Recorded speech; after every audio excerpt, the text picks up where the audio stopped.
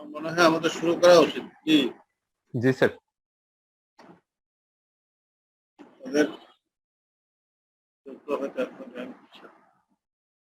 তো আমরা আসলে কালকে যেখানে শেষ করছি সেখান থেকেই আবার শুরু করতে চাচ্ছি। আমরা ন্যাশনাল ইনকাম নিয়ে আলোচনা করেছি, জিডিপি নিয়ে আলোচনা করেছি। ডিটেলসে যায়নি, কারণ আসলে এটা তো ইকোনমিক্স এর আমাদের ওইভাবে সাবজেক্ট না, আমাদের যেটুকু দরকার সেটুকু নিয়ে আলোচনা।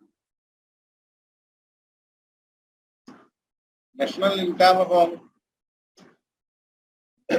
জিডিপির মধ্যে আরেকটা মৌলিক পার্থক্য আছে, এরকম যে একটা বলছিলাম আমরা যে মার্কেট ভ্যালু দ্বারা হয় আর একটা অ্যাকচুয়াল ভ্যালু দ্বারা হয়, অথবা অ্যাকচুয়াল ভ্যালুর ভিত্তিতে মার্কেট ভ্যালুটাকে কনসিডার করা হয় ন্যাশনাল ইনকাম। আরেকটা যেটা বড় পার্থক্য সেটা হলো দেশের ভিতরে এবং দেশের বাহিরে। ন্যাশনাল ইনকামটা যখন আমরা ক্যালকুলেট করি তখন দেশের ভিতরে যে ইনকাম হয় এবং দেশের বাহিরে যে ইনকাম হয়, যেমন আমাদের অনেক রপ্তানি হয় বা অনেক লোক বিদেশে থাকে, বিদেশ থেকে তারা টাকা পাঠায়, সেটা সেই ইনকামটাও কিন্তু আমরা যুক্ত করি। আমরা ন্যাশনাল ইনকাম অ্যাকাউন্টিং যখন করি তখন বিদেশ থেকে আমরা যে আয়টা হয় সেটাও কিন্তু আমরা জিডিপিতে সেটা করা হয়। জিডিপিতে বলা হয় উইদিন দ্য টেরিটরি, জিওগ্রাফিক্যাল যে বাউন্ডারি আছে সেটার ভিতরে, এটার বাইরে কোনো কিছু আসলে সেটা জিডিপিতে অন্তর্ভুক্ত হয় না। আর যেটা বলেছিলাম যে বাজেটটা যেটা করা হয়, আমাদের ঘাটতি বাজেট, সবসময় আমরা ঘাটতি বাজেটটা করি এবং ঘাটতি বাজেটের একটা বড় অংশ আমরা বিদেশি সাহায্যের উপর নির্ভর করি এবং তার আরেকটা অংশ যেটা আমাদের লোকাল ব্যাংক থেকে আমরা বরোইং করি। এখন লোকাল ব্যাংক বলতে সরকারি ব্যাংক আছে, বেসরকারি ব্যাংক, দুটা জায়গা থেকেই আসলে ইনডাইরেক্টলি যদি আমরা বলি যে বরোইংসটা কিন্তু মানুষের কাছ থেকে, পাবলিকের কাছ থেকে সরকার লোন নিচ্ছে, কারণ ব্যাংকের টাকাটা তো ব্যাংকের না, ব্যাংকের টাকাটা তো হলো আমাদের মতো ছোট ছোট ক্ষুদ্র সঞ্চয়কারী যারা তাদের। কারণ বড় ব্যবসায়ীরা কিন্তু আসলে সঞ্চয় খুব একটা রাখেন, কারণ তাদের যে মূলধন, তাদের যে ট্রানজেকশনটা হয়, সেই ট্রানজেকশনের জন্য তাদের যে টাকাটা লিকুইডিটি দরকার, সেটার জন্য কিন্তু তারা আসলে ব্যাংক থেকে লোন নিয়ে যান এবং তারা ব্যাংকে ডিপোজিটটা করে কম সময়ের জন্য। কিন্তু যারা ক্ষুদ্র বিনিয়োগকারী বা মাঝারি ধরনের বিনিয়োগকারী বা নন ট্রেডিং অ্যাক্টিভিটিস এর সাথে যারা জড়িত, সেরকম প্রাতিষ্ঠানিক সঞ্চয়গুলি ব্যাংকে থাকে এবং সেখান থেকে গভর্নমেন্ট লোন। ঘাটতি বাজেটের ফাইন্যান্সিং এর মূল দুটো উৎস হচ্ছে, একটা হচ্ছে বিদেশি ঋণ বা সাহায্য, আর হলো অভ্যন্তরীণ ঋণ। অভ্যন্তরীণ ঋণ একটা তো বললাম আমরা ব্যাংক থেকে না, আরেকটা সোর্স আছে, আরেকটা সোর্স হলো যে প্রভিডেন্ট ফান্ডের যে টাকাগুলি আমরা রাখি, এটা সরকারি এবং বেসরকারি প্রতিষ্ঠানের কর্মচারী কর্মকর্তাদের জন্য কোনো কোনো প্রতিষ্ঠানে প্রভিডেন্ট ফান্ড, ওখানে কন্ট্রিবিউটরি প্রভিডেন্ট ফান্ডের ব্যবস্থা আছে। আর সরকারের যেটা সেটা হলো আমরা গভর্নমেন্ট প্রভিডেন্ট ফান্ড বলি, শুধু এটা সরকারি কর্মচারী কর্মকর্তা নিজেদের বেতনের একটা অংশ সেখানে জমা রাখে। আর এটা বেসরকারি প্রতিষ্ঠান,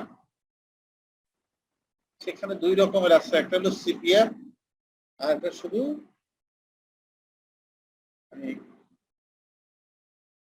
প্রভিডেন্ট ফান্ড এরকম নামে থাকে। কন্ট্রিবিউটরি যদি হয় তাহলে আমি 10% আমার বেতন থেকে দিলাম, কোম্পানি তার অংশ থেকে 10%, 20%, অথবা 5%, অথবা আমি 10% দিলাম, কোম্পানি 5%। আমি জানি না আপনাদের কেউ যদি সার্ভিসে থেকে থাকেন তাহলে আপনারা এটা এরকম কোন পদ্ধতির মধ্যে আছেন কিনা, সিপিএফ যেটা আমরা বলি কন্ট্রিবিউটরি প্রভিডেন্ট ফান্ড। আমি Sarkar sir excuse me sir, sir আমরা স্যার যারা গভর্নমেন্ট চাকরি করে এরা জিপিএফ থেকে 13.5% ইন্টারেস্ট পায়। অন্য যারা রাখে স্যার, জেনারেল যারা আপনি বলেন যে প্রভিডেন্ট ফান্ডে রাখে, ওরাও কি ওই একই রেটে ইন্টারেস্ট পায় এরকম?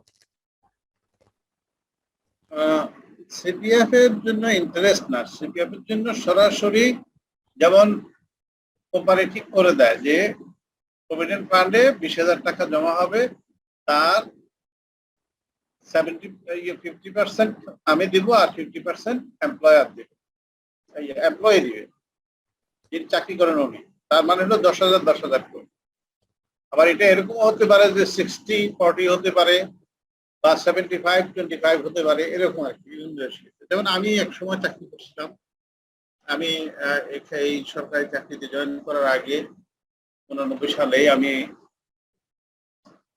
যখন বেসরকারি চাকরিতে ছিলাম, তখন আমাকে কন্ট্রিবিউটরি প্রভিডেন্ট ফান্ড অর্থাৎ আমার বেতন থেকে 10% কাটা হতো এবং কোম্পানি অংশ থেকে 10% দেওয়া হতো, দিয়ে সে টাকাটা আমার অ্যাকাউন্টে, আমার নামে একটা অ্যাকাউন্ট খুলে সেই অ্যাকাউন্টে জমা থাকতো। সেই জমাটা আলটিমেটলি কোম্পানির তত্ত্বাবধানে থাকতো, কোম্পানি কোন একটা প্রতিষ্ঠান এটা বিনিয়োগ করে রাখতো অথবা ব্যাংকে এটা ক্যাপ দিয়ে করে রাখতো। তো আমি যেটা বলছিলাম যে সরকারি যে সমস্ত কর্মকর্তা কর্মচারীরা এই যে ইন্টারেস্ট পান সরকার থেকে 12% বা 12.5%, এখন 13%, এরকম আগে থেকে পেয়ে আসছে, এখন 12.5% হচ্ছে।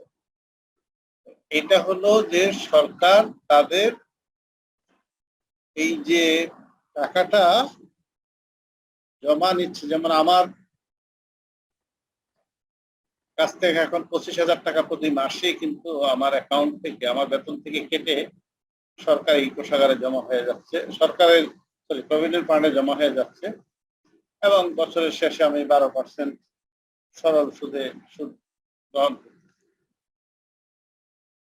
তো এই যে আমার হয়তো এই পর্যন্ত অর্ধ কোটি টাকার মতো হয়তো আমার ব্যাংকে জমা হয়ে গেছে, এই অর্ধ কোটি টাকা তো আমি আর উঠায় ফেলতেছি না একদিনে।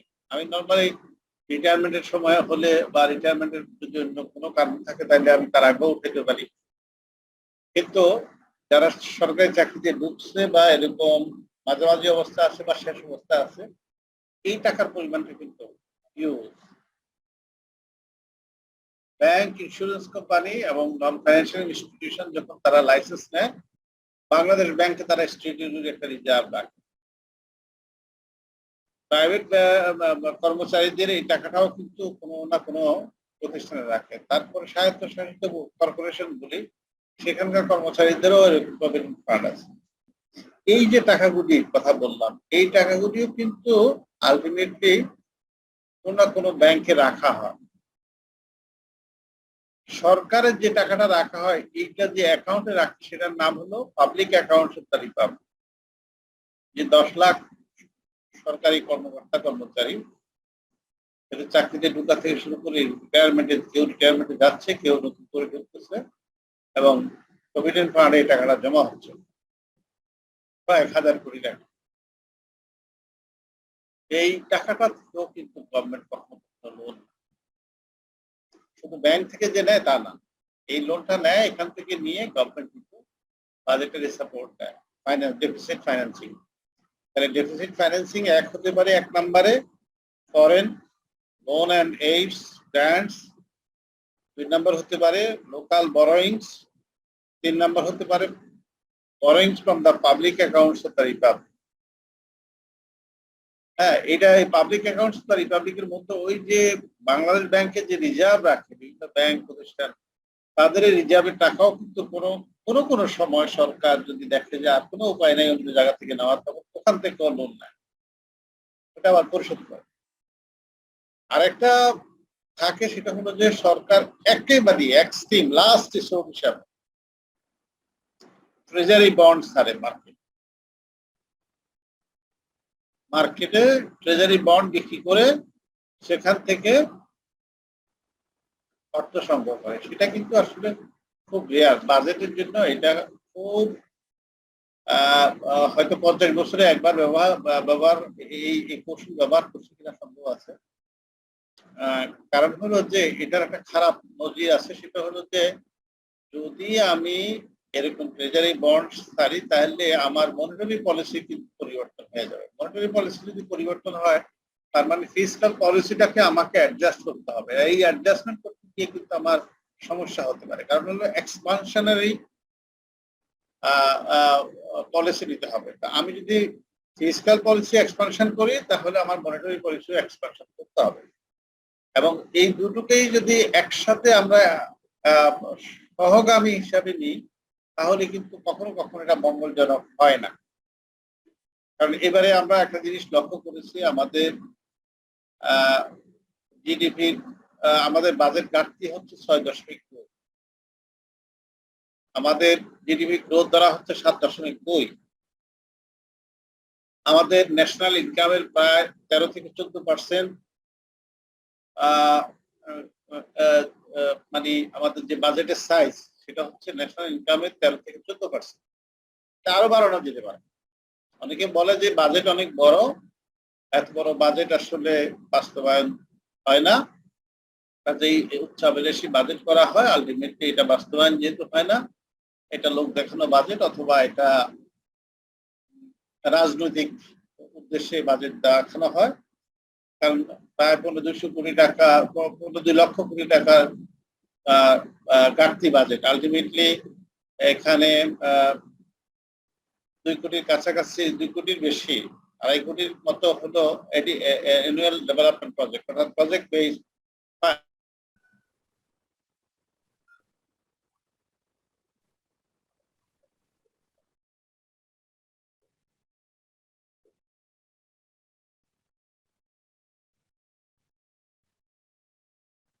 জি, আমার ইমেলটা দিয়েছি।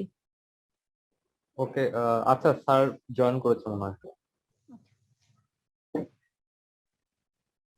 আসসালামু আলাইকুম স্যার।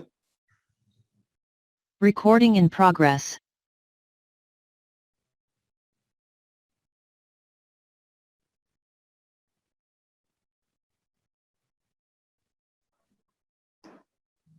আমরা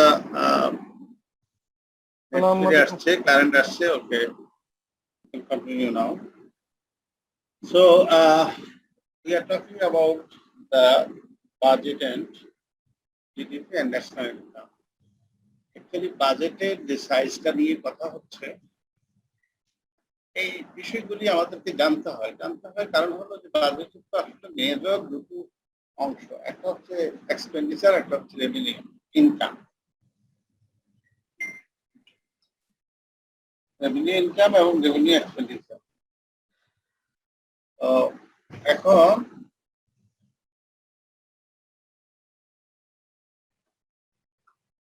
ইনকামটা তো আসলে অনেক কঠিন ভাবে সাজাইতে হয়। এক্সপেন্ডিচার নিয়ে তো আমাদের অত কঠিন মাথা ব্যথা নাই, কারণ হলো যে আমাদের যখন বর্তমানে যে মেগা প্রজেক্ট আছে প্লাস বাকি যে প্রজেক্ট গুলো আছে এগুলি স্টাডি করে আমরা বুঝতে পারি যে আমাদের এত টাকা দরকার, আমরা মোটামুটি নিয়ে আসি। কিন্তু ইনকাম যেখান থেকে করবো দ্যাটস ভেরি ক্রিটিক্যাল। বিশেষ করে গরিব দেশের মানুষের উপরে করেন বোঝা যাতে কম হয়, মানুষ যাতে দ্রব্যমূল্যের লাগাম নিয়ন্ত্রণে রাখতে পারে, সেরকম ভাবে সরকারকে চিন্তা করে এই ট্যাক্স এবং ভ্যাট কিছুটা ঠিক করেই এখানে আয়টা নির্ধারণ করে। আমাদের সেই কারণে বাজেট তৈরিটা খুব চ্যালেঞ্জিং। আমরা ন্যাশনাল ইনকাম বা জিডিপির কত শতাংশ আমাদের বাজেট হওয়া উচিত সেটার দিকে যদি তাকাই তাহলে কিন্তু আমরা সেই পরিমাণ অত বড় ধরনের বাজেট আমরা করতে পারছি না। যদিও আমাদের 20% অ্যাটলিস্ট ন্যাশনাল ইনকামের 20% যদি আমাদের বাজেটের আওতায় না আসে বা বাজেটের সাইজ যদি না হয় তাহলে কিন্তু আমাদের বাজেটের সাথে ন্যাশনাল ইনকামের একটা অসঙ্গতি হয় এবং ভবিষ্যতে আমাদেরকে অগ্রগতি বা progression regarding economic areas development economic development ওইভাবে হয় কঠিন হয়ে যায়। কিন্তু এরপরও যে কথাটি থেকে যায়, যেহেতু আমাদের ইনকাম সাইডটা খুব দুর্বল, সেজন্য আমরা বড় অঙ্কের বাজেট করতে পারছি না। আমরা এই 14%, 20% না করে এখনো 13-14% বা 12-13%-এর মধ্যে আমরা সীমিত থাকছি ন্যাশনাল ইনকাম। এটার কারণটা হলো ইনকাম আমরা বাড়াইতে পারছি না। বাহিরের সাহায্য আমাদের ইচ্ছা করলেও আমরা সব সাহায্য নিতে পারি না, ভেতর থেকে ইচ্ছা করলে আমরা সব টাকা লোন নিতে পারি না। সেই কারণে আমরা মোটামুটি তার কাছাকাছি একটা বাজেট তৈরি করি। সুতরাং বাজেটের জন্য যে ইনক্রিমেন্টাল, গত বছর যদি 5 লক্ষ টাকা বাজেট হয়, এবছর 6 লক্ষ টাকার বাজেট হওয়াটা অস্বাভাবিক কোনো কিছু না। গত বছর যদি 4.5 লক্ষ টাকার বাজেট হয়, এবারে 6 লক্ষ বা 6.5 লক্ষ টাকার বাজেট হওয়াটা একটা অস্বাভাবিক। বাজেটের 10 বা 20% বৃদ্ধি এটা স্বাভাবিক। যাই হোক, আমরা এখন ওই বিতর্কে যাব না যে বাজেটের সাইজটা কত হওয়া উচিত ন্যাশনাল ইনকামের বা জিডিপি। এটা আমরা জানি, কিন্তু আমাদের ডেফিসিট হচ্ছে 6 পয়েন্ট, আমাদের গ্রোথ হচ্ছে 7 পয়েন্ট, আমাদের ইনফ্লেশন রেট ধরা হচ্ছে 5.3, আমাদের বাজেটের নতুন কর আরোপ করার যে পরিমাণ সেটা খুব সীমিত, যার কারণে দরিদ্র শ্রেণীর উপরে করের বোঝাটাও কম পড়বে এবং দ্রব্য মূল্যের যে ঊর্ধ্বগতি সেটাও কম থাকবে বলে আমরা আশা করছি। এই অবস্থায় আমরা যে বাজেটটা দিয়েছি এটা আসলে বাস্তবায়ন সম্ভব কিনা, এটা নিয়ে হয়তো নানান ধরনের বিশ্লেষণ নানান জনের করতে পারে। এটা করাটা অস্বাভাবিক বিষয় না, কিন্তু আসলে বাজেট এইভাবে তৈরি করতে হবে। এই বিতর্ক হয়তো হতে পারে, মত পার্থক্য থাকতে পারে, কিন্তু বাজেট এইভাবে করতেই হবে। এখন এই বাজেটে যে জিডিপি গ্রোথ যেটা ধরা হয় 7.2%, এটা কিন্তু আসলে জিডিপি ক্যালকুলেশনের মাধ্যমে আমাদেরকে দেখাই দিতে হয় যে আসলে আমরা ন্যাশনাল ইনকাম অ্যাকাউন্টিং এর অংশ হিসাবে the calculation of GDP is important, and GDP will make sure যে আমরা যে টার্গেট ফিক্স করেছি এই বাজেটের মাধ্যমে বাস্তবায়ন করে আমরা অ্যাটলিস্ট ওটা 100% না করতে পারি, কিন্তু তার কাছাকাছি ইনক্রিমেন্টাল যে বৃদ্ধিটা গত বছরের তুলনায় সেটা যাতে হয় সে প্রসেসটা থাকে। এখন সে কারণে জিডিপি ক্যালকুলেশন তো ডাটা বা ফ্যাক্টস বা ইনফরমেশন যেগুলি আমরা কালেকশন করি তার অ্যাকুরেসির মাধ্যমে যদি আমরা করতে পারি, তাহলে এই গ্রোথটাও আমরা ভালোভাবে নির্ধারণ করতে পারবো এবং পরবর্তী বছরে আমরা বাজেট আরো বড় অঙ্কের বাজেট দিতে পারবো। জিডিপি কিভাবে মেজার করতে হবে? জিডিপি মেজারমেন্টের 3টে অ্যাপ্রোচ আছে। এক্সপেন্ডিচার মেথড হতে পারে, আউটপুট মেথড হতে পারে, বা ইনকাম মেথড হতে পারে। অর্থাৎ there are 3 অ্যাপ্রোচ। এক্সপেন্ডিচার মেথডে হয় সেটা হলো যে GDP is equal to consumption, যেটা প্রাইভেট হাউস হোল্ড লেভেলে করে থাকে। ইনভেস্টমেন্ট এক্সপেন্ডিচার মানে GDP is equal to C plus I. C হলো প্রাইভেট কনজাম্পশন, আই হচ্ছে ইনভেস্টমেন্ট, জি হচ্ছে গভর্নমেন্ট স্পেন্ডিং বা গভর্নমেন্ট এক্সপেন্ডিচার যেটা আমরা করি, প্লাস এটার সাথে এক্স মাইনাস এম। এক্স হলো এক্সপোর্ট আর এম হলো ইম্পোর্ট। অর্থাৎ এক্সপোর্ট কত করলাম আর আমি ইম্পোর্ট কত করলাম। আমাদের ইম্পোর্ট সবসময় বেশি, এক্সপোর্ট হচ্ছে ইম্পোর্টটা বেশি। So most of the cases it is a negative figure. এখানে যদি প্লাস লেখছে আলটিমেটলি এটা নেগেটিভ ফিগার হয়ে আসে। প্রথম 3টা পজিটিভ থাকে, পর একটা নেগেটিভ থাকে। এখন এই যে এক্সপেন্ডিচার মেথডে আমরা যদি জিডিপি ক্যালকুলেশন করি তাহলে আমাদের ফর্মুলা হবে C plus I plus G plus X minus M plus subsidies. Subsidy হলো গভর্নমেন্ট যেটা দেয়, এটা এগ্রিকালচার সেক্টর হতে পারে, এটা অন্য যে কোনো সেক্টর। এবং মনে রাখতে হবে আমাদের জিডিপির বড় অংশ কিন্তু আসে সার্ভিস সেক্টর থেকে, প্রায় 56 বা 57%। ইন্ডাস্ট্রি থেকে আসে 28%, এগ্রিকালচার থেকে 15%, আর বাকিগুলি ছোট ছোট বিভিন্ন সেক্টর আছে। এরকম 34-35টা সেক্টর আছে বাংলাদেশে। এই বিভিন্ন সেক্টর থেকে আমাদের কন্ট্রিবিউশন হয়। মেজর অংশ আসে সার্ভিস সেক্টর। সার্ভিস সেক্টরের মধ্যে কি কি আছে? ব্যাংক, ইন্স্যুরেন্স, ট্যুরিজম, তারপরে হোটেল, রেস্টুরেন্ট, এই ধরনের প্রতিষ্ঠান যেগুলি সরাসরি কোনো ম্যানুফ্যাকচারিং প্রোডাকশনের সাথে জড়িত না।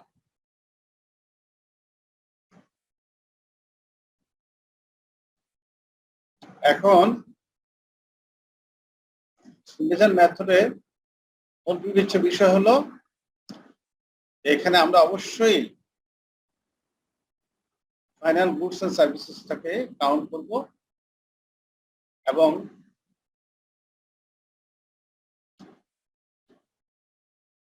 এই ইম্পোর্টের সাথে যে সমস্ত এক্সপেন্ডিচার গুলো থাকে সেগুলি আমরা রিডাক্ট করব ক্যালকুলেশনের সময়।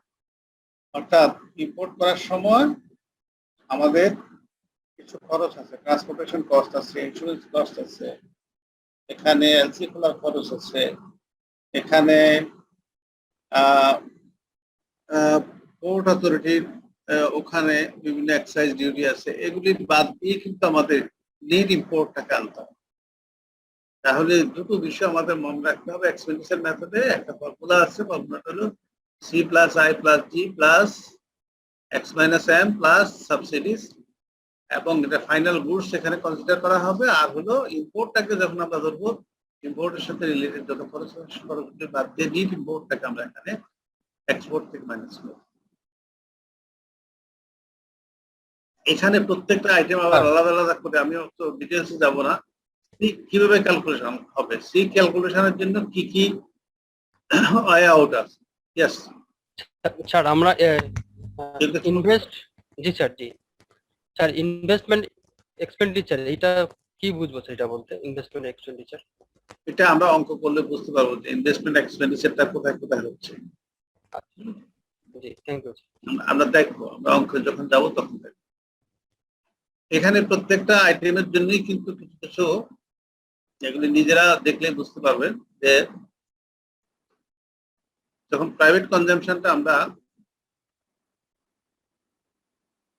সিটা ক্যালকুলেশন করি তখন সেকেন্ড হ্যান্ড গুডস কিন্তু এখানে কাউন্ট হবে না, এক্সক্লুড হবে, কারণ এটা কারেন্ট প্রোডাকশন না, সেকেন্ড হ্যান্ড গুডস। ঠিক আছে, এটা হয়তো মেরামত করে বাজারে আবার বিক্রি হচ্ছে, বা এটা ছোটখাটো কোনো ডিফেক্ট থাকতে পারে, সেটা ঠিকঠাক করে আবার ইয়ে হচ্ছে, ওইটা কিন্তু আমাদের কারেন্ট ইয়ারের প্রোডাকশনের মধ্যে থাকে না। তারপরে হচ্ছে commission spend on buying a second hand goods, এইটা কিন্তু আবার কারেন্ট প্রোডাকশনের মধ্যে যাবে এবং এটা ইনক্লুড হবে। এখানে একটা উদাহরণ দেওয়া হয়েছে যে বোঝার জন্য। এখন ইনভেস্টমেন্ট, এই যে যিনি প্রশ্ন করছেন, ইনভেস্টমেন্ট এখানে বলতে কি বোঝায়? ইনভেস্টমেন্ট আমরা কিভাবে ক্যালকুলেশন করব? এটা investment is equal to gross domestic fixed capital formation plus changes in stock inventories. যেটা এখন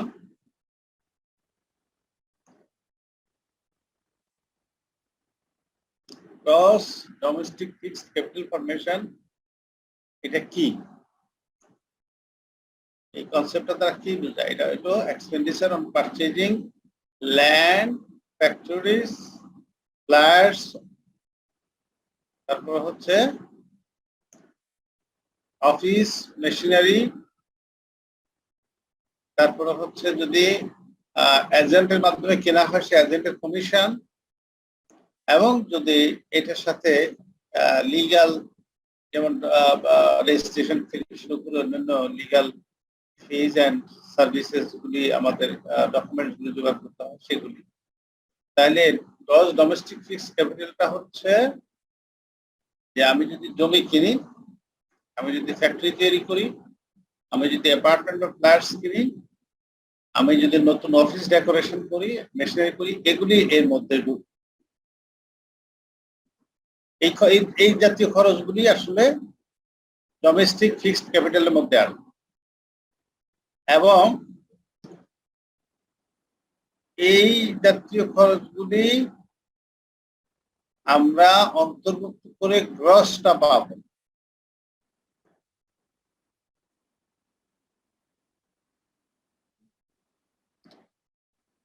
যেমন এখানে একটা উদাহরণ দেওয়া আছে,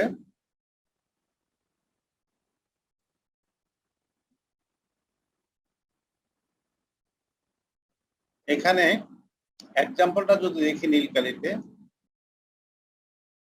an investor spent টাকা 1 million to buy 10 new machines and spent টাকা 20,000 to repair the old machines.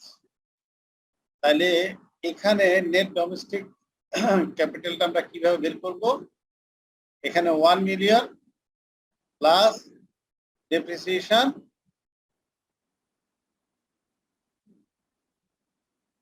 Plus repair cost, যে পুরাতন মেশিন রিপেয়ার করলাম সেটা আসবে, এবং এটার সাথে ডেপ্রিসিয়েশন যদি আমরা 20% ধরি তাহলে 20,000 টাকা আসবে। আর যেটা মানে যেই টাকাটা পারচেজ প্রাইস, যেটা ইনভেস্টমেন্টের জন্য স্পেন্ড করা হচ্ছে, অর্থাৎ নতুন 10টা মেশিন কেনা হয়েছে, 10টা মেশিনের বিক্রয় মূল্য বাবদ যে টাকাটা দেওয়া হচ্ছে 1 মিলিয়ন, এসব কিছু মিলে নেট ডোমেস্টিক ক্যাপিটালটা হবে। তার মানে হলো গ্রস ডোমেস্টিকটা হচ্ছে net domestic capital plus depreciation plus changes in stock. Stock হলো গত বছরের এবং কারেন্ট ইয়ারের মধ্যে যেই চেঞ্জেসটা, অর্থাৎ গত বছরের যেটা ক্লোজিং ছিল এটা এবছরে এসে ওপেনিং হলো, এবং এই বছরের যেটা ক্লোজিং হলো, এই ওপেনিং এবং ক্লোজিং এর মধ্যে যে ডিফারেন্সটা সেটা হলো এই কারেন্ট ইয়ারের প্রোডাকশন। জন্য কারেন্ট ইয়ারের প্রোডাকশনটা এখানে ঢুকে যাবে। তো এগুলি আসলে আপনাদের ওইভাবে অত এই এই লেভেলে এত ইয়ে করার দরকার নেই, ভিতরে যাওয়ার দরকার হবে না। এই জন্য আমি এখানে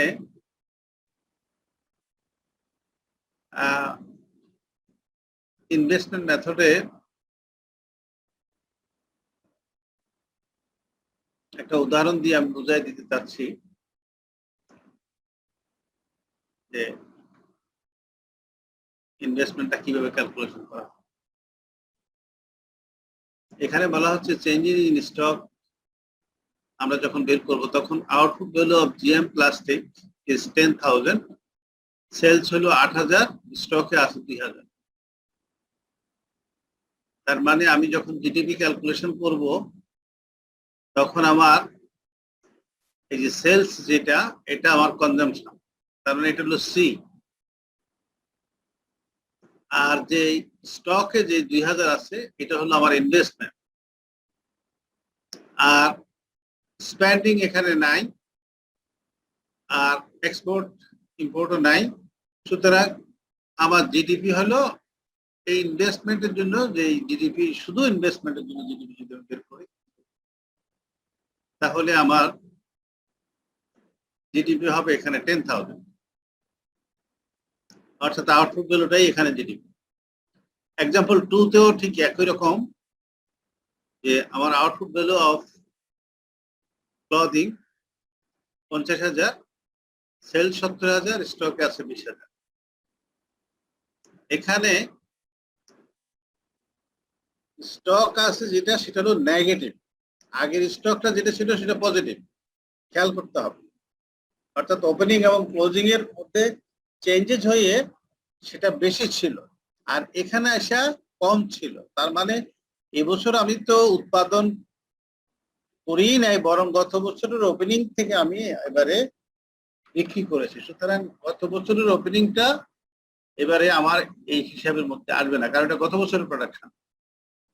সেই জন্য আপনারা খেয়াল করবেন যে এখানে প্রথম উদাহরণের যে স্টকটা দেখানো হয়েছে এটা হলো পজিটিভ, আর সেকেন্ড উদাহরণের যে স্টক দেখানো হচ্ছে এটা নেগেটিভ। সুতরাং এখানে সেটা মাইনাস হবে, তার মানে হলো জিডিপি এখানে অনলি 70,000 হবে, এবং এটা থেকে আরো 20,000 মাইনাস হয়ে আলটিমেট 50,000 হবে। এখানে কিন্তু 10,000 10,000 হয়েছে, এখানে 70,000 টাকা সেল হলো। আলটিমেটলি স্টক যেহেতু আমার নেগেটিভ, এই 70,000 থেকে আমার আরো 20,000 টাকা ডিলিট হয়ে গেল, ডেপ্রিসিয়েশন এখানে নাই।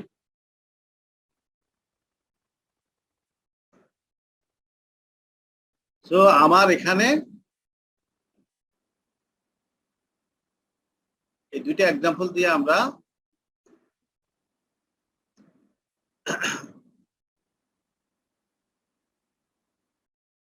আর যেটা গভর্নমেন্ট এক্সপেন্ডিচারের কথা বলছি, গভর্নমেন্ট এক্সপেন্ডিচার গুলি কি ধরনের তার কিছু উদাহরণ এখানে দেওয়া আছে, যেমন কি কি ইনক্লুড হতে পারে। যদিও আমরা অঙ্কেতে যাই আরো একটু ডিটেইলস বলবো, এখানে জাস্ট কিছু স্যাম্পল, যেমন হাউজিং অ্যালাউন্স, মেডিকেল অ্যালাউন্স, তারপরে হচ্ছে যদি গভর্নমেন্ট ব্রিজ, কালভার্ট বা নিউ এয়ারপোর্ট অথবা এই ধরনের কোনো এক্সপেন্ডিচার সরকার করে, কোনো প্রজেক্ট বেস গভর্নমেন্টের স্পেন্ডিং থাকে, সেগুলি ইনক্লুড হবে। আর কি ধরনের বিষয় এক্সক্লুড হবে, যেমন ট্রান্সফার পেমেন্ট, পাবলিক অ্যাসিস্ট্যান্স, যেমন এই যে সোশ্যাল সেফটি নেটের আওতায় যে ট্রান্সফার পেমেন্টস গুলি হয়, এগুলি কিন্তু এক্সক্লুড হবে। এবং ইম্পোর্টের ক্ষেত্রেও সেরকম একটা এখানে দেওয়া হয়েছে কোনগুলি ইনক্লুড হবে, কোনগুলি ইনক্লুড হবে না। X minus M is equal to domestic export of goods. এটার সাথে যুক্ত হবে the export of services, import of goods minus হবে, import of services minus হবে, and count the value of import and export। এখান থেকে আমরা X minus M এর ভ্যালুটা পেয়ে যাব। আর এক্সপোর্ট সার্ভিস থেকে কি কি বাদ যাবে? Spending, transportation, insurance, medical service, retail service, hotel accommodation service, এগুলি বাদ যাবে। এখন আমরা অন্য অ্যাপ্রোচ আর দরকার নেই, আমাদের এক্সপেন্ডিচার এইটা আমাদের একটু জানার দরকার আছে। জিডিপি এট ফ্যাক্টর কস্ট, এখানে আমরা ফ্যাক্টর কস্ট তো বুঝি, তাই না? ফ্যাক্টর হচ্ছে যে ল্যান্ড, লেবার, ক্যাপিটাল ইত্যাদি, এগুলির একটা কস্ট আছে। এখন এখানে একটা এক্সাম্পল দেওয়া হয়েছে, let's take example that local production of cigarette is টাকা 10. So here market value is equal to factor income is equal to total cost is equal to total value added is equal to টাকা 10, sorry 80। অর্থাৎ local যে প্রোডাকশনটা হয়েছে এটার market value 80 টাকা, এটা factor ইনকামও 80 টাকা, এটা টোটাল কস্ট ভ্যালুটাও 80 টাকা, এবং টোটাল ভ্যালু অ্যাডেড যেটা হয়েছে এটার পরিমাণও 80 টাকা। সবগুলি একই মিন করছে। But if there is a indirect tax or subsidy, যদি কোনো কারণে গভর্নমেন্ট সাবসিডি দেয় বা ইনডাইরেক্ট ট্যাক্স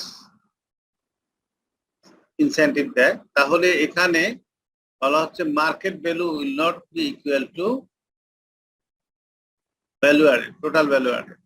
এখানে কোনো সাবসিডির কথা বলে নাই, কোনো পণ্যের ক্ষেত্রে যদি দেয় আর কি, জাস্ট একটা এক্সাম্পল দেওয়া হচ্ছে। এখন দুটো বিষয় নিয়ে এখানে দুটো এক্সাম্পল দেওয়া হচ্ছে, একটা সিগারেট নিয়ে, একটা এডুকেশন ইউনিভার্সিটি নিয়ে। এখানে বলা হচ্ছে যে মার্কেট প্রাইস অফ সিগারেট যে 80, Indirect business tax is 4. GDP at market price is 84. কারণ হলো এখানে 80 টাকা এবং 4 টাকা মিলে 84 টাকা হবে। জিডিপি এট ফ্যাক্টর কস্ট হলো, যেহেতু ফ্যাক্টর কস্ট কি, এখানে আমরা যেটা বলেছি যে ইনডাইরেক্ট ট্যাক্স, এটা বাদ যাবে। এইটা বাদ গেলে তাহলে আলটিমেটলি এটা হবে জিডিপি এট ফ্যাক্টর কস্ট হবে 80, এবং that is the value added. এখানে ঠিক তাই, এখানে দিচ্ছি আমরা ইনডাইরেক্ট ট্যাক্সের উদাহরণ, এখানে এসে আমরা সাবসিডির উদাহরণ দিচ্ছি। সাবসিডি দিয়েছে 20 টাকা, স্কুল ফি হলো 120 টাকা, তাহলে জিডিপি এট মার্কেট প্রাইস হবে এখানে 120 টাকা, কারণ সাবসিডি এখানে অন্তর্ভুক্ত হবে না। কিন্তু ফ্যাক্টর কস্ট যদি আমরা কনসিডার করি তাহলে জিডিপি অন্তর্ভুক্ত হবে। জিডিপিতে এটা অন্তর্ভুক্ত হবে 120 প্লাস 20, তার মানে এখানে 140। এটাই value added in the university 140। তার মানে এখানে একটা জিনিস মনে রাখতে হবে, যদি ফ্যাক্টর কস্ট দেওয়া থাকে, সে ফ্যাক্টর কস্টটাকে আমরা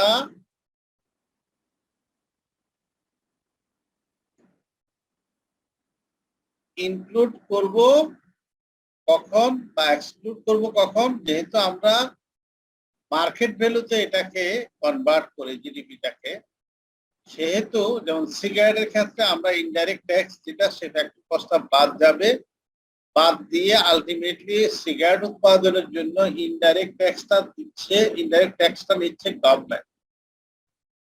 এখন সিগারেট যিনি উৎপাদন করেছেন বোধহয় কিন্তু 84 টাকা দিয়েই কিনে, কিন্তু যিনি উৎপাদন করেছেন, সিগারেট উৎপাদনকারী প্রতিষ্ঠান 80 টাকার বেশি দেখাইতে পারবেন, কারণ ওই বাকি 4 টাকা আসলে তার খরচও না, তার ইনকামও না, এটা যিনি সিগারেট কিনেন খান তার কাছ থেকে আদায় করে সেটা সরকার নিয়ে যান। সো এখানে আলটিমেটলি 80 টাকা সিগারেটের মার্কেট প্রাইস, উৎপাদনও খরচ 80 টাকা, ভ্যালু অ্যাডেডও 80 টাকা, মার্কেট প্রাইসও 80 টাকা।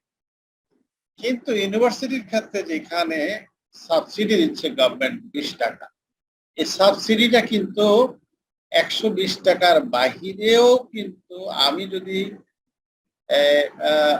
দিতাম তাহলে একরকম, আমি না দিয়ে আমার পক্ষে গভর্নমেন্ট দিয়েছে, সুতরাং এই 20 টাকা কিন্তু আমার অরিজিনাল যে ফিজ আছে, মানে ইউনিভার্সিটির যে ফিজটা আছে বা মান্থলি যে বেতন দিতে হয়, আমরা যদি ওইভাবে করে নিই, তাহলে 120-এর সাথে আরো 20 টাকা যোগ হবে।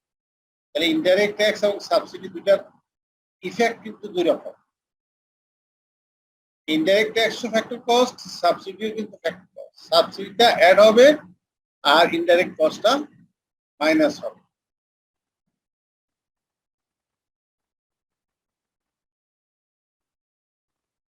এখন আমরা এগুলি আর দরকার নাই, আপনারা দেখে নিলে পারবেন, বললে আমরা একটা।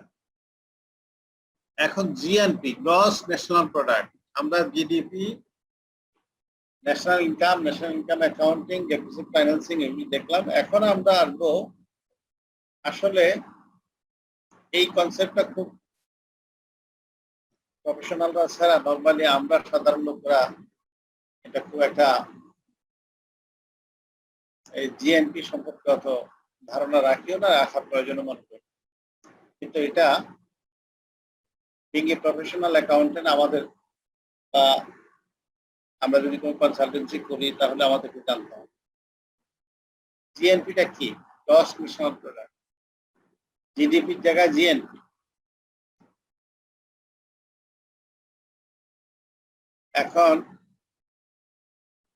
গ্রস ডোমেস্টিক প্রোডাক্ট আর গ্রস ন্যাশনাল প্রোডাক্ট, এটা বলা হচ্ছে it measures the total income earned by resident of an economy from engaging in various economic activities, irrespective of whether the economic activities are carried out within the economic territory or outside in a specified period. এখানে বলা হচ্ছে জিডিপির সাথে জিএনপির পার্থক্যটা হচ্ছে যে এইটা শুধুমাত্র দেশের ভিতরে নয়, দেশের ভিতরে ছাড়াও ভিতরেটা তো যুক্ত হবেই, এটার বাহিরে, দেশের বাহিরেও যদি আমার কোনো ইন্ডাস্ট্রি থাকে, আমার মানুষ যদি ইনকাম করে, আমার লোকজন যদি চাকরি করে, আমার ওখান থেকে যদি কোনো আয় হয়, সেটাও কিন্তু এখানে যুক্ত হবে।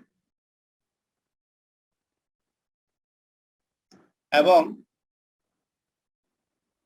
এখানে নিচে আপনারা খেয়াল করেন ফ্রম জিডিপি টু জিএনপি, তাহলে জিএনপি ইজ ইকুয়াল টু কি হচ্ছে, GNP is equal to GDP plus income earn by the resident outside the economic territory. আমাদের দেশের লোকেরা বাংলাদেশের বাইরে থেকে যে ইনকামটা করে, আবার বাংলাদেশে তো এরকম বিদেশি কিছু লোক কাজ করে, ইপিজেডের ইয়ে আছে বা বিভিন্ন প্রতিষ্ঠানে, ব্যাংক, ইন্স্যুরেন্স কোম্পানি অথবা শিক্ষা প্রতিষ্ঠানে তারা কাজ করে, তারাও কিন্তু নিয়ে যায়। তাহলে এই যে দুইটা গোষ্ঠী, একটা গোষ্ঠী হলো আমাদের দেশ থেকে বাইরে গিয়ে ইনকাম করে আমাদেরকে দেয়, আর আমাদের দেশ থেকে ইনকাম করে বাইরে নিয়ে যায়, এই দুইটার মধ্যে সমন্বয় করা হয়। বলা হচ্ছে GNP is equal to GDP plus income earn by the resident minus income earn by the non resident. তাহলে জিডিপির সাথে অ্যাডজাস্টমেন্ট হয় যারা দেশের ভিতরে এবং বাইরে থাকে, এই দুইটা গ্রুপ কিন্তু আমার দেশ থেকে যেটা চলে যায়, আমার দেশ থেকে যেটা আসে, এটা যুক্ত হলেই জিএনপিটা হবে। পরীক্ষায় কিন্তু খেয়াল রাখতে হবে জিডিপি এবং জিএনপির পার্থক্য আসে পরীক্ষায়, শর্ট নোট আকারে থাকে, যে মানে distinguish between GDP and GNP. তাহলে মনে রাখতে হবে জিএনপি হচ্ছে GDP plus income by the resident and minus income by the non-resident. তার মানে হলো এটাকে এই নেট ফ্যাক্টর ইনকাম বলা হয়, NIA। এই যে দেশের রেসিডেন্ট এবং নন রেসিডেন্টের যে ডিফারেন্সটা, এটাতে যেটা আসে, এটাকে বলা হয় net external factor income force, NIA। তাহলে GNP is equal to GDP plus net factor income. পরীক্ষা কিন্তু অনেক সময় আসে যে এই জিডিপি এট ফ্যাক্টর কস্ট, জিএনপি বাইর করো, জিএনপি বাইর করতে বললে তখন এই ফর্মুলা অ্যাপ্লাই হবে, GNP is equal to GDP plus net factor income from abroad. এটা অ্যাব্রোড হলো মানে রেসিডেন্ট, বাংলাদেশি রেসিডেন্ট এবং বাংলাদেশে যারা চাকরি করে টাকা পয়সা নিয়ে যায়, তাদের এই দুই পক্ষ থেকে ইনকাম। এটা অংশের মধ্যে থাকবে অবশ্যই, যে নন রেসিডেন্ট আর্ন এত আর রেসিডেন্টরা আর্ন করছে এত, জিডিপি এত, এখান থেকে জিএনপি বের করতে হবে। স্যার এখন ইয়েস, আপনি ওখানে যে লেখা আছে স্যার, অনেক বাংলাদেশে থাকে, ওকে স্যার বাংলাদেশ সিটিজেনশিপ পাই স্যার, সেক্ষেত্রে কথা ভেঙে ভেঙে আসতেছে। হ্যালো স্যার, আমাকে শুনতে পাচ্ছেন? হ্যাঁ, কথা ভাইব্রেশন হচ্ছে তো, বলেন। আচ্ছা, মানে বলছিলাম যে স্যার হচ্ছে অনেকে তো স্যার বাংলাদেশে থাকে বাইরের দেশের, কিন্তু বাংলাদেশে থাকতে থাকতে দেখা যায় যে বাংলাদেশের নাগরিকত্ব পেয়ে যায়, তো তাদেরটা কি আসবে না? নাগরিকত্ব পেয়ে গেলে তো আর এই দেশের নাগরিক হলো, তার এটা এই দেশে কাউন্ট হবে। এখন বিদেশে থেকে যদি বিদেশে নাগরিকত্ব পেয়ে যায়, কিন্তু বিদেশে নাগরিকত্ব পাওয়া সত্ত্বেও যদি সে টাকা এই দেশে পাঠায়, তাহলে সেটা কিন্তু কাউন্ট হবে। জি স্যার, বুঝতে পারছি। সো জিএনপি এন্ড জিডিপি এখানে আমরা অলরেডি আলোচনা করেছি। এখানে একটা প্রশ্ন আছে, আন্ডার হোয়াট সিচুয়েশন হয় GDP is greater than GNP. আমরা কিছুক্ষণ আগে যেটা দেখলাম যে জিএনপি হচ্ছে জিডিপি থেকে বড়, কারণ হলো জিডিপির সাথে আরো কিছু যোগ হইয়া জিএনপি হয়, কিন্তু কোনো কোনো সময় জিএনপি জিডিপির চেয়ে ছোট হতে পারে। এটা যদি আমার দেশ থেকে বেশি টাকা চলে যায়, যত টাকা আমার দেশে আসে বিদেশ থেকে আমার দেশের লোকেরা ইনকাম করে পাঠায়, তার চেয়ে যদি বেশি টাকা এখান থেকে চলে যায়, তাহলে কিন্তু জিএনপি জিডিপি থেকে ছোট হয়ে যেতে পারে। এটা ক্যালকুলেশন করে, এটাই হলো ন্যাশনাল ইনকাম অ্যাকাউন্ট। আমরা কেন করবো? আমরা দেখতে হবে যে আসলে আমাদের দেশে এটা অনেক সময় অনেকেই সমালোচনাও করে যে বাংলাদেশে আসলে কতজন বিদেশি চাকরি করেন এবং কত টাকা নিয়ে যাচ্ছেন, এই বাজেটে সেটা পরিষ্কার না, এবার বা বাজেটে এটা ক্লিয়ার বলে দেওয়া নাই, বাজেট স্পেসিফিকটা অর্থমন্ত্রী বলেন নাই। হ্যাঁ, এটা আংশিকভাবে সত্য যে আমাদের কাছে এই পরিসংখ্যানটা সঠিকভাবে যদি না থাকে তাহলে কিন্তু আমরা বুঝতে পারি না আমার জিডিপি বড় না জিএনপি বড়। মানে থিওরিটিক্যালি এবং ভার্চুয়ালি যেটা আমরা বলি, বাস্তব পক্ষে জিএনপি বড় হওয়া উচিত জিডিপি। কিন্তু যদি দুর্ভাগ্য হয় এরকম যে আমার দেশ থেকে বিশাল অঙ্কের টাকা চলে যাচ্ছে আর আমার আসতেছেও অনেক টাকা, কিন্তু যা আমার নিয়ে যাচ্ছে আমার দেশ থেকে সেটার পরিমাণ যদি আমার এখন বাংলাদেশে এখন পর্যন্ত অবশ্যই এরকম অবস্থা নাই, খারাপ অবস্থা নাই, যে বাংলাদেশ থেকে বিদেশ থেকে যা আসে রিমিটেন্স, তার চেয়ে বাংলাদেশে যারা বিদেশিরা কর্মরত আছে তারা বেশি টাকা নিয়ে যাচ্ছে। জি স্যার। তবে হ্যাঁ, এটার একটা পরিসংখ্যান আমাদের কাছে সঠিকভাবে থাকার দরকার, থাকা উচিত, জানা উচিত। এটা আমরা কতটুকু জানি সাধারণ লোকজন হয়তো না জানতে পারে, কিন্তু আমরা যারা ইকোনমিক্স স্টুডেন্ট বা আমাদের এই জিনিসটা জানা উচিত, বা এটা কোনো না কোনো ভাবে গভর্নমেন্টকে এটা প্রচার করা উচিত যে গভর্নমেন্টের কাছে এরকম একটা হিসাব আছে। এটা অবশ্যই বড় না, অর্থাৎ বাংলাদেশের জিএনপি জিডিপি চেয়ে বড়, কখনো যদি এরকম হয় বাংলাদেশ থেকে বেশি টাকা ফ্লাই করতেছে আর ইন করতেছে, fly out and fly in, যদি আউটটা বেশি হয় তাহলে আমাদের জন্য জিএনপিটা ছোট হয়ে যেতে পারে।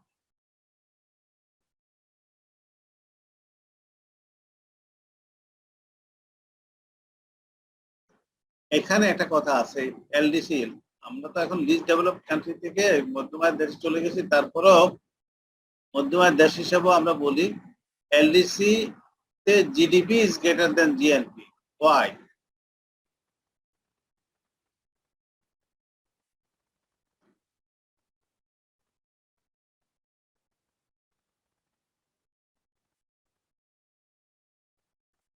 কারণ হলো আমাদের বিদেশ থেকে কম ইনকাম আসে। আমাদের দেশে মাল্টিনেশনাল কোম্পানি আছে,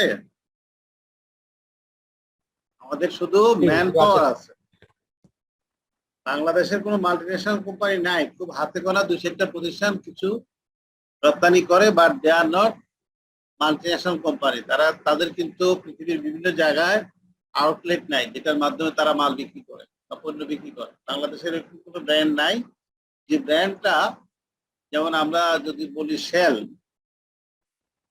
বা স্যামসাং, যে সমস্ত ব্র্যান্ডগুলি আছে, ব্র্যান্ডগুলি কিন্তু বাংলাদেশে এখন রিসেন্টলি আমরা চিন্তা করছি যে ওয়ালটন যেটা বাংলাদেশে আছে, আমরা বিদেশে ফ্যাক্টরি ওপেন করব বা বিদেশে আমরা আমাদের আউটলেট করবো, ওখানে আমরা এটা বিক্রি করবো।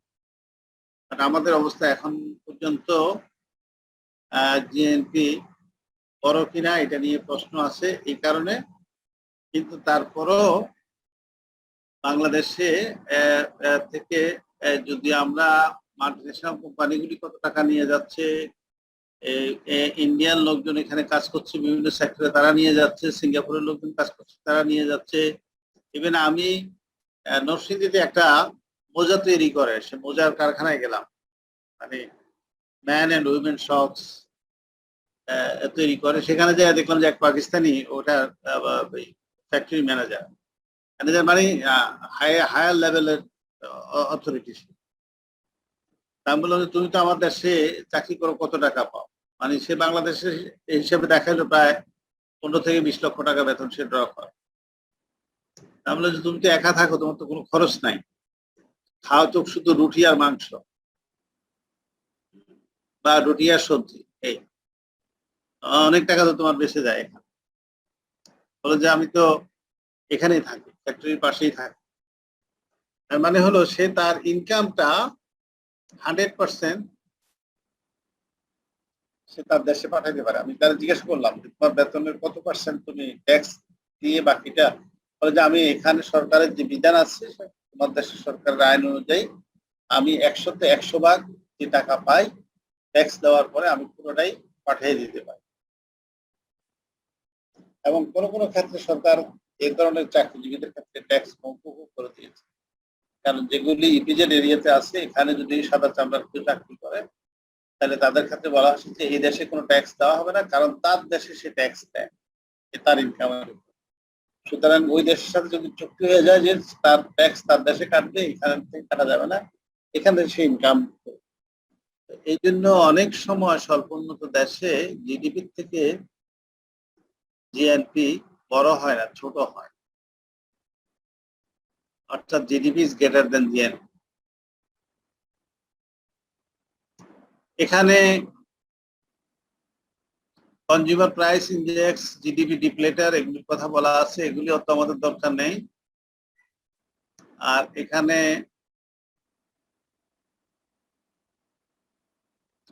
ইন্টারন্যাশনাল কম্পারিজন অফ জিডিপি, এটা আসলে দরকার আছে কিনা।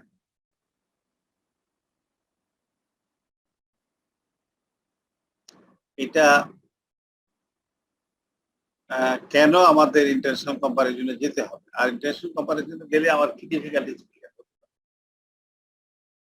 ইন্টারন্যাশনাল কম্পারিজনে যাওয়ার দরকার হয় এই কারণে, কারণ হলো আমি একটা স্লাইড এখানে স্কিপ করে শুরুতে আলাপ করি নাই যে অনেকগুলি দেশ কিন্তু আরেকটা দেশে ব্যবসা বাণিজ্য করবে কিনা, বিনিয়োগ করবে কিনা, বা ওই দেশের সাথে বাণিজ্যিক সম্পর্ক তৈরি করবে কিনা, স্ট্র্যাটেজিক অ্যালায়েন্সে যাবে কিনা, জয়েন্ট ভেঞ্চারে যাবে কিনা, অথবা ইনভেস্টমেন্ট করে ভবিষ্যতে লাভজনক হতে পারবে কিনা। আমার দেশ কিন্তু একটা বড় মার্কেট, কোনো সন্দেহ নেই। বাংলাদেশ কিন্তু একটা বিশাল মার্কেট, ছোট্ট একটা জায়গা, 16-17 কোটি মানুষ, একটা করে শার্ট কিনলেও কিন্তু প্রতি বছর 16-17 কোটি শার্ট কিন্তু বা কাপড় কিন্তু লাগে, নারী পুরুষ আবার বৃদ্ধ বনিতা যে আমরা সব মিলে হিসাব করি। তার মানে যদি দুইটা ধরে, তার মানে হলো তার দ্বিগুণ হয়, 30 কোটি বা 40 কোটি এরকম পরিমাণ জামা কাপড় লাগে।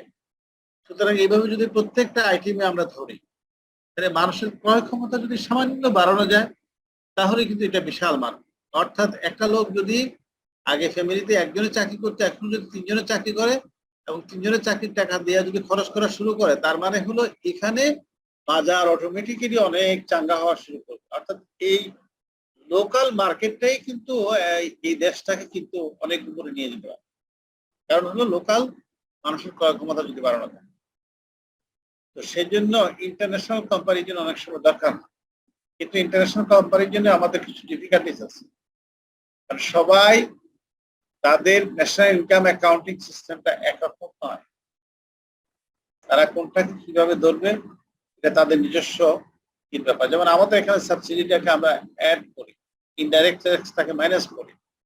হ্যাঁ, তাদের ওখানে হয়তো তারা অন্য ভাবে সেটাকে কি করে যে না সাবসিডি দিয়ে দিচ্ছে, এটা গভর্নমেন্টের খরচ, এটা ব্যক্তি বিশেষের খরচ, কারণ সাবসিডির টাকাটা তো জনগণের ট্যাক্সের মাধ্যমে আমরা কালেকশন করে নিয়ে আসি। সুতরাং government should not show it as a addition to the existing expenditure. সুতরাং সেক্ষেত্রে অন্য দেশ ভিন্নভাবে দেখতে পারে। আবার হলো এক্সচেঞ্জ রেটটাও কিন্তু ফ্লাকচুয়েট করে। আমরা যে পরিমাণ জিডিপি ক্যালকুলেশন করলাম, এটা যদি আমার এক্সচেঞ্জ রেটের ডলার দিয়ে ভাগ করে আমি এটাকে ডলারে কনভার্ট করি, তাহলে কত ডলার পার ক্যাপিটা ইনকাম হলো এটা বের করতে যাই, তাহলে কিন্তু দেখা গেল যে আমার ইনকাম ভালো হওয়া সত্ত্বেও ডলারের মূল্য বেশি হওয়ার কারণে আমার পার ক্যাপিটা ডলার অ্যামাউন্ট কমে গেছে, টোটাল অ্যামাউন্ট কমে গেছে। কারণ আমার যদি ডলারের দাম 80 টাকার থেকে 90 টাকা হয়ে যায়, আর আমার যদি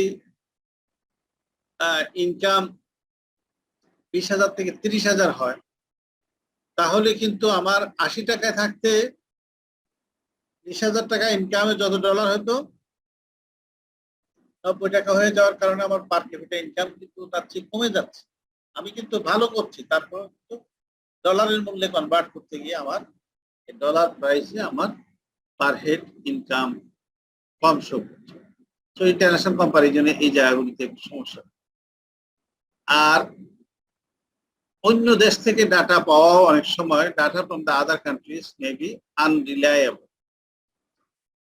বিশেষ করে ইন্ডিয়া, চায়না, থাইল্যান্ড, তারপরে তাইওয়ান, সিঙ্গাপুর না, মালয়েশিয়া, এরকম বিভিন্ন জায়গা থেকে আমরা কিন্তু ওভার ইনভয়েসিং বা আন্ডার ইনভয়েসিং করে মালামাল নিয়ে আসি, এবং ওই সমস্ত দেশের লোকেরা যে একেবারে 100% সৎ এটা মনে করার কোনো কারণ নাই। তাদের সাথে এই যে বাংলাদেশ থেকে হাজার হাজার লক্ষ লক্ষ কোটি টাকা বিদেশে পাচার হয়েছে, ওই সমস্ত দেশের লোকেরা তো জড়িত আছে, এবং তারা knowingly they support this kind of illegal transaction of money.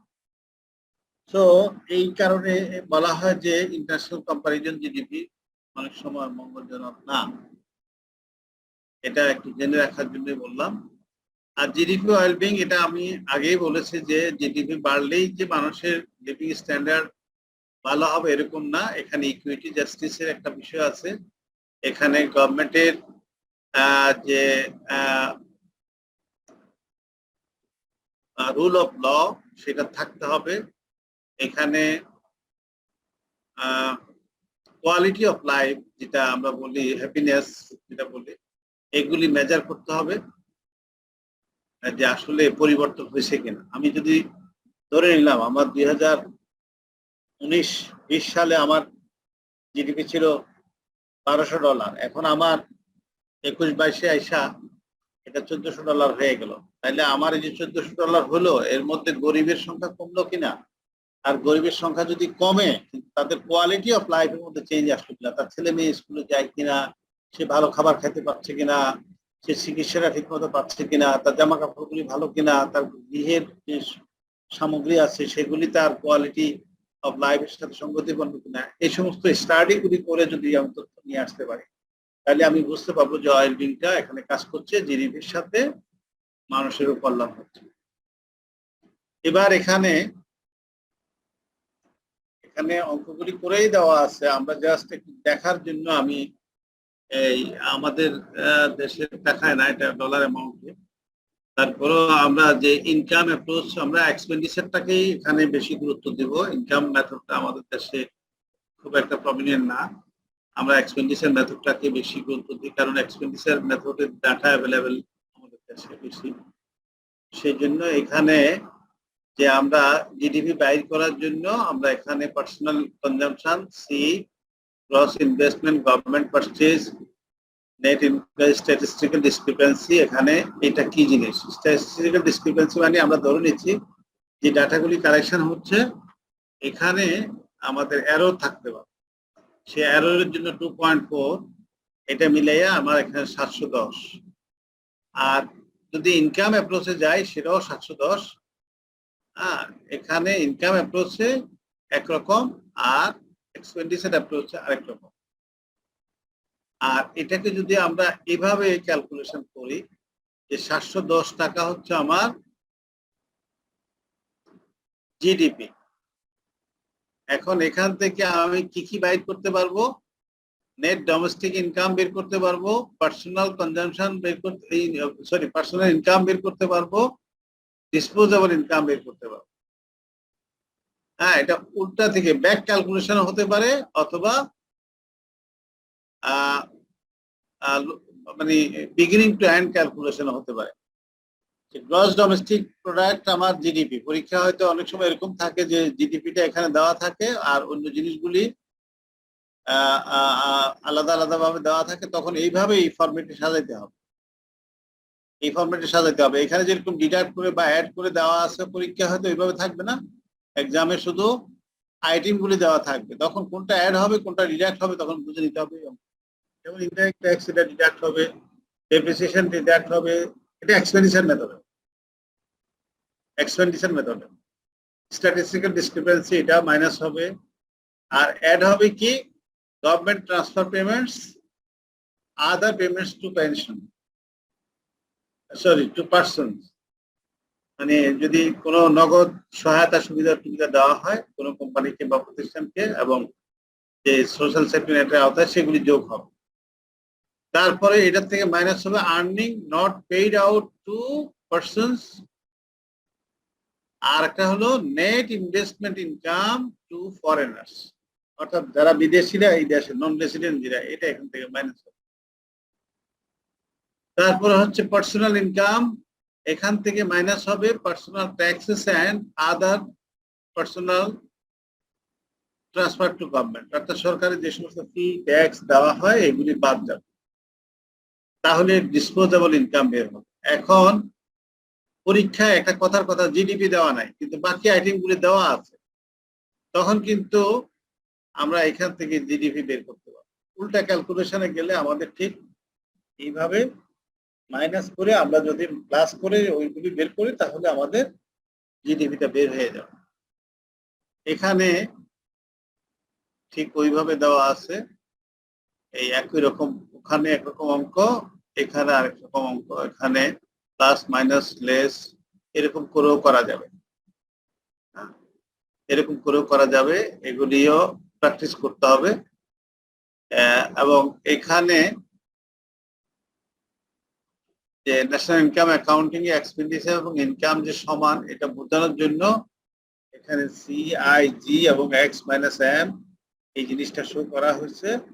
Income মেথডে করলেও এখানে 14,265 হবে জিডিপি, আর এক্সপেন্ডিচার মেথডে করলেও এখানে 14,265, অর্থাৎ এখানে বিলিয়নে বিলিয়ন, সরি মিলিয়নে দেখা হচ্ছে, বিলিয়ন বিডিটি।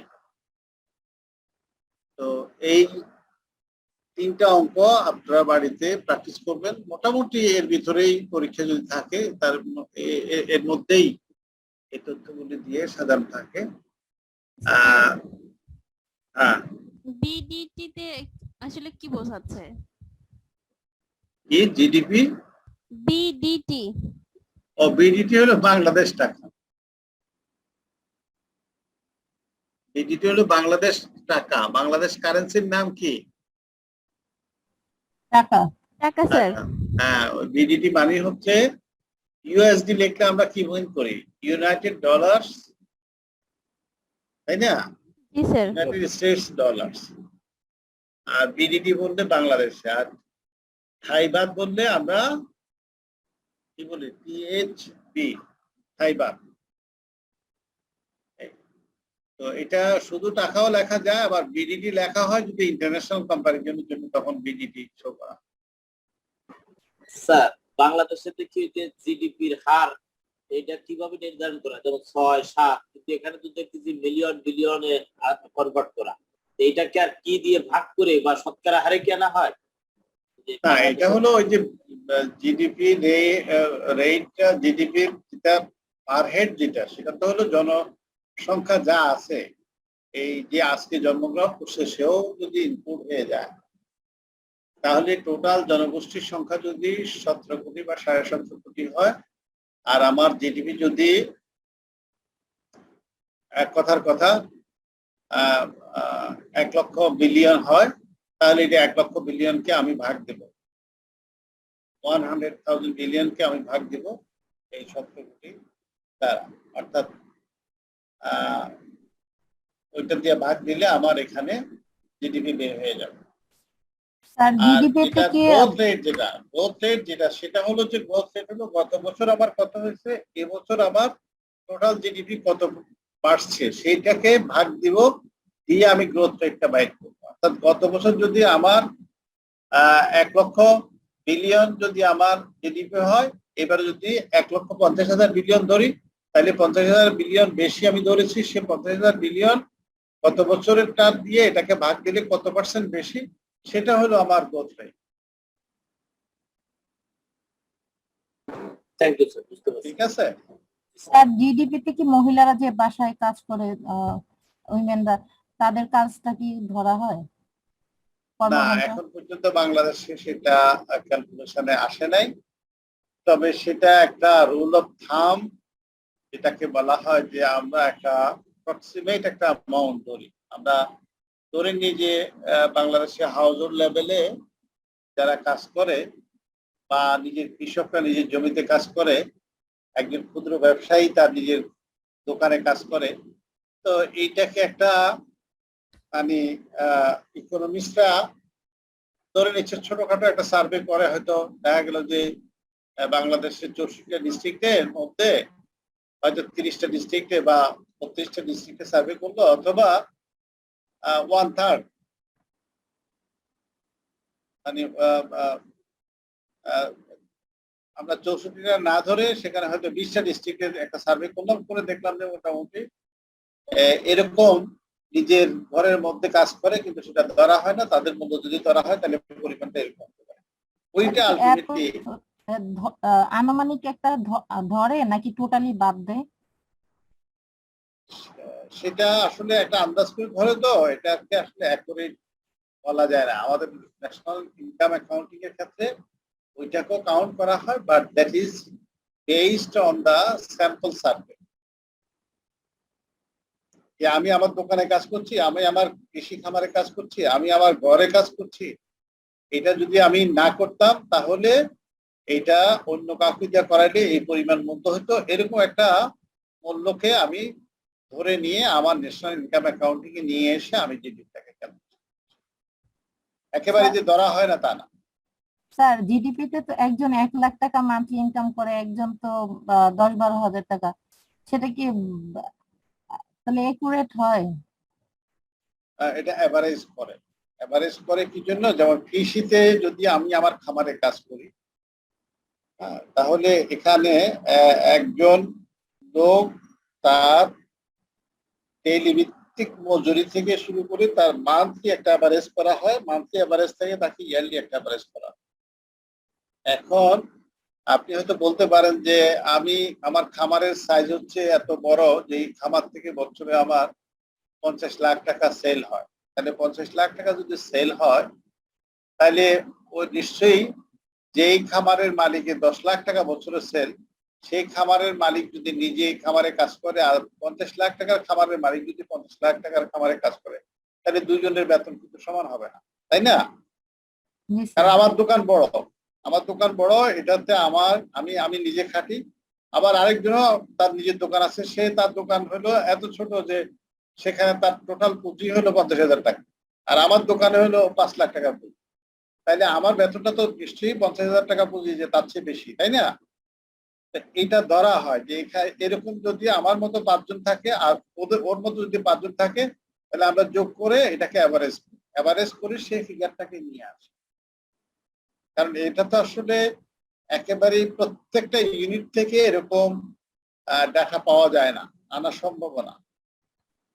জিডিপি ক্যালকুলেশনের এই যে ন্যাশনাল ইনকাম অ্যাকাউন্টিং এর এই যে মানে ডাউন সাইড হচ্ছে এই সমস্ত জায়গায়, যে আসলে এই সমস্ত প্রতিষ্ঠান যদি তারা ডাটা ঠিক মতো রাখতো, ডিজিটালাইজ করে যদি তারা এই তথ্যগুলি দিতে পারতো, এবং সেগুলি যদি লোকাল যে মনিটরিং বডিজ গুলি আছে, যে কাস্টম অফিস বা ট্যাক্স অফিস আছে এবং সিটি কর্পোরেশনের যারা ট্রেড লাইসেন্স দেন, তারাও যদি জিনিসগুলি টার্নওভার গুলি তারা ঠিক মতো হিসাব রাখেন, তাহলে সেটা অটোমেটিক্যালি সফটওয়্যারের মাধ্যমে এখন বিভিন্ন দেশ আগের চেয়ে খুব ইজিলি, এখন যেমন আমি যখন পিএইচডি করি, I have to calculate the GDP of a union. আমি এখন ইউনিয়নের জিডিপি বের করব কিভাবে? কারণ ইউনিয়নের জিডিপি বের করতে যায় তো আমি দেখলাম যে কোনো কিছু খুঁজে পাইতেছি না, কোনো তথ্য নাই। ঠিক মতো ইউনিয়ন পরিষদের রেকর্ডের মধ্যে তারা হোল্ডিং ট্যাক্স উঠায়, তারা যে বিভিন্ন প্রজেক্ট নেয়, এগুলির কোনো রেকর্ড পত্র ঠিক মতো রাখা, ভয়ঙ্কর অবস্থা।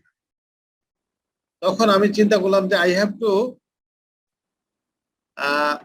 take my own strategy how to collect and determine the data from this. তো আমি উপজেলাতে গেলাম, উপজেলাতে সরকারের এই সমস্ত ডিপার্টমেন্ট গুলি এই ইউনিয়ন পরিষদের সাথে কানেক্টেড, তারা কি কি ধরনের সাহায্য দিয়েছে, তাদের সবার কাছ থেকে সাহায্য বলতে তারা কি কি ধরনের খরচ করেছে ইউনিয়ন পরিষদ, যেমন মৎস্য অফিস আছে, যুব উন্নয়ন অফিস আছে, তারপরে সমাজসেবা অফিস আছে, এরকম বিভিন্ন অফিস থেকে এই ডাটাগুলি নেওয়া শুরু করলাম। তারপরে ইউনিয়ন পরিষদের এই সমস্ত ডেভেলপমেন্ট ওয়ার্কগুলি হচ্ছে, এই সমস্ত ওয়ার্কগুলির জন্য পিএইউ আছে, উপজেলা নির্বাহী অফিসার আছে, তারপরে ইঞ্জিনিয়ার আছে, তাদের কাছ থেকে ডেটা নেওয়া শুরু। এইরকম বিভিন্ন সেক্টরাল ডিপার্টমেন্ট থেকে ডেটা নিয়ে যখন আমি দেখলাম যে হ্যাঁ এবারে আমি আই ক্যান ক্যালকুলেট, বিকজ তারা যে ইনফরমেশন আমাকে দিয়েছে এটা যৌক্তিক। যেমন কিছু কিছু জায়গায় আমাকে তখন ভিজিটও করতে হয়েছে, যে যেমন চেয়ারম্যান বলেছে যে আমি স্কুল করে দিয়েছি, আমি স্কুল দেখতে গেছি যে আসলে সত্যি সত্যি করেছে কিনা। তারপরে বলেছে যে আমি ওই জায়গা দিয়ে এরকম ব্রিজ কালভার্ট করেছি, আমাকে সেগুলি দেখতে হচ্ছে। বলেছে যে আমার এত কিলোমিটার রাস্তা এখানে লোকাল গভর্নমেন্ট থেকে কার্পেটিং করে দেওয়া হয়েছে, আমি সেই রাস্তাও ভিজিট করতে হচ্ছে। এগুলি আসলে দেখে বাস্তবে আছে এবং তাদের কাছে রেকর্ড হয়তো পুরোপুরি নাই, তারা একটা হিসাব দিচ্ছে, হিসাবটা একটা স্ট্যান্ডার্ড অবস্থার মধ্যে নিয়ে আসে। তারপরে আমাকে সেখান থেকে জিডিপি ক্যালকুলেশন করতে হয়েছে যে আমার ইউনিয়নের জিডিপি কত বা উপজেলার জিডিপি কত এবং ডিস্ট্রিক্টের জিডিপি কত এবং দেশের জিডিপি। এই জায়গাটাই হলো ন্যাশনাল ইনকাম অ্যাকাউন্টিং এর একটা বড় জায়গা, যে আমরা এই ডাটাগুলি ঠিক মতো রাখছি কিনা। এখন পর্যন্ত তো আমাদের সেই কালচারটা গ্রো করে না, আমাদের ডিজিটালাইজ সিস্টেমও নাই, ইভেন ম্যানুয়াল রেকর্ডিং সিস্টেমটাও কিন্তু এখন পর্যন্ত নাই। এবং জিডিপি ক্যালকুলেশনের যে গুরুত্ব, ন্যাশনাল ইনকাম অ্যাকাউন্টিং এর যে গুরুত্ব, এটাও কিন্তু আমরা বুঝতে পারছি। কারণ ফাইন্যান্সিয়াল সেক্টরে ডিসিপ্লিন আনার জন্য, স্বচ্ছতা আনার জন্য, জবাবদিহিতার জন্য অবশ্যই ভালো ন্যাশনাল ইনকাম অ্যাকাউন্টিং সিস্টেম চালু থাকলে সে দেশে করাপশন সিস্টেমের ভিতর দিয়েই কিন্তু একেবারে এমন মজবুত অবস্থায় চলে যাবে, ইচ্ছা করলেও কিন্তু টাকা বিদেশে পাচার করতে পারবে না, মাইরে খেতে পারবে। তো এই জিনিসগুলি কিন্তু আসলে এই জন্য ন্যাশনাল ইনকাম অ্যাকাউন্টিং বা calculation of GDP and GNP is very important. এটা হয়তো আমরা বুঝতেছি না, কারণ এর ভিতরে সরকারও আছে, এর ভিতরে বেসরকারি প্রতিষ্ঠান আছে,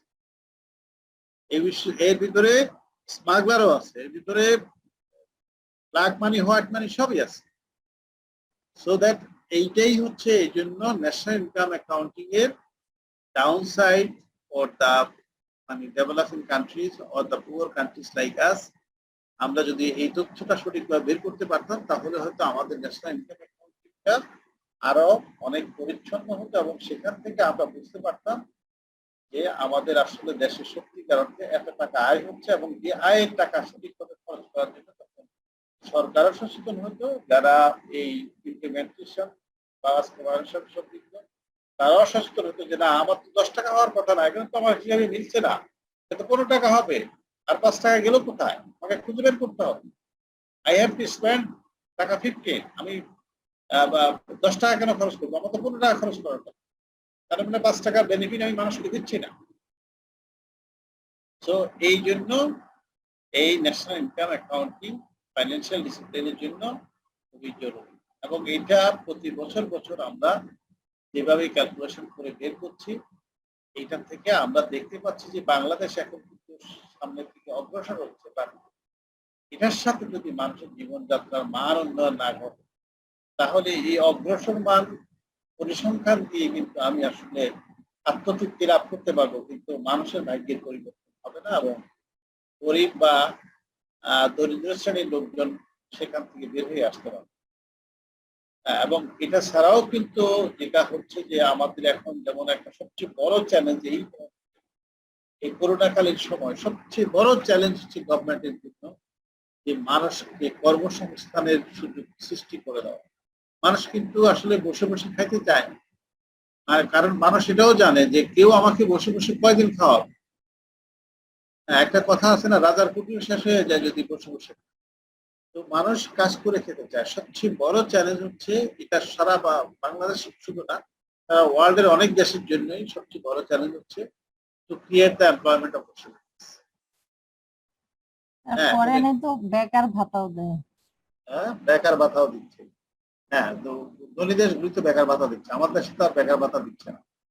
আমার দেশে যদিও ভাতা দিচ্ছে সোশ্যাল সেফটি নেটের আওতায়, মুক্তিযোদ্ধারা ভাতা পাচ্ছে, বিধবা বা এরকম পাচ্ছে, কিন্তু মুক্তিযোদ্ধারা হয়তো 10-12 হাজার টাকা পায়, তাদের মোটামুটি একটা চলনসই অবস্থা হয়, কিন্তু অন্যদেরকে তো খুব কম পরিমাণ ভাতা দিচ্ছে।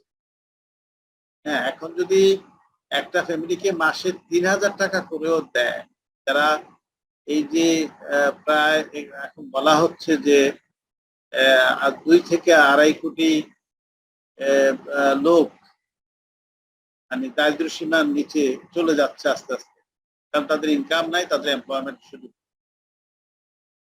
সুযোগ না থাকলে ইনকাম নাই। তার মানে হলো এই 2 কোটি লোক যদি হয়, যদি 4 জন বা 5 জনের ফ্যামিলি হয়, তাহলে আমরা যদি ধরে নিই যে 50 লক্ষ, তাহলে এদেরকে কতদিন সরকার বসায় 3,000 টাকা করে মাসে দিয়া তুলাইতে পারবে না। 3,000 করে দিলেও তো কয়েক হাজার কোটি টাকা লাগে, এটা তো সম্ভব না।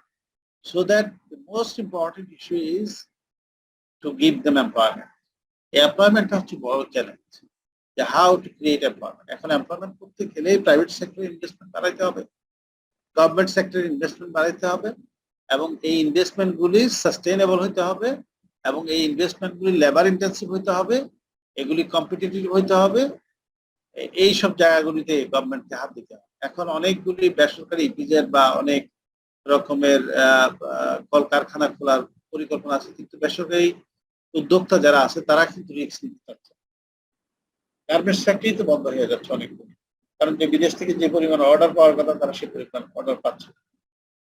বিদেশে যে পরিমাণ পণ্য আগে তারা ব্যবহার করতে, এখন এই ভাইরাস জনিত কারণে অনেকেই ভয়ে এই যে সমস্ত দেশে বিভিন্ন ধরনের ভাইরাসের প্রভাব বেশি, সেখান থেকে তারা পণ্য তাদের দেশে দিচ্ছে না, কারণ এগুলিকে জীবাণুমুক্ত করে ব্যবহার করা, অথবা এগুলিকে তাদের দেশে যেই তাদের দেশেও তো সমস্যা আছে, তাদের দেশে তো এই যে প্রবাহ যেটা আমরা বলি যে পণ্যের হাত বদল, সেটাও কিন্তু সংকুচিত, সেটাও কিন্তু অত প্রসারিত না। সেখানেও কিন্তু তারা অনেকটা, যেখানে আগে 10টা জামা কিন্তু সেখানে এখন 2টা জামা। তো যাই হোক, এই বিষয়গুলি আসলে ম্যাক্রো ইকোনমিক্স এর একটা অংশ, ম্যাক্রো ইকোনমিক ইন্ডিকেটরের একটা অংশ, জিএনপি, জিডিপি, তারপরে হচ্ছে আমরা এই ন্যাশনাল ইনকাম, যেগুলো বলছি net national income, gross national income, gross national product ইত্যাদি। তো এইটুকুই আমাদের ন্যাশনাল ইনকাম অ্যাকাউন্টিং এর। আমার মনে হয় আজকে আমরা এখানে শেষ করি আমাদের সময়ের জন্য। কালকের বিষয়টা অনেক মেকশিওর যে আমার মেল পাইলে আমরা কালকে আবার 3টা কথা নিচ্ছি। Thank you very much. আসসালামু আলাইকুম স্যার। আসসালামু আলাইকুম। ওয়ালাইকুম আসসালাম।